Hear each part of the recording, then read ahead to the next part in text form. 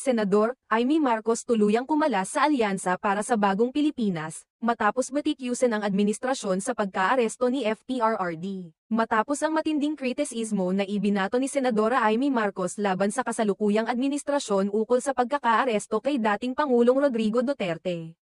Inanunsyo ng senador ang kanyang pagkalis mula sa alyansa para sa bagong Pilipinas. Ang desisyon ni Marcos na humiwalay mula sa alyansang ito ay ipinaabot niya sa pamamagitan ng isang opisyal na pahayag na inilathala sa kanyang social media accounts, kung saan ipinahayag niya ang kanyang matinding saloobin hinggil sa mga isyong politikal sa bansa. Sa kanyang pahayag, binatikos ni Senador Amy Marcos ang patuloy na paggamit ng mga opisyal ng gobyerno sa mga hakbang tulad ng executive privilege at sub judice rule, na nagiging dahilan ng hindi pagtugon sa mga mahahalagang katanungan mula sa Senado. Ayon sa kanya, tila mayroong mga hakbangin na may layuning itago ang mga impormasyon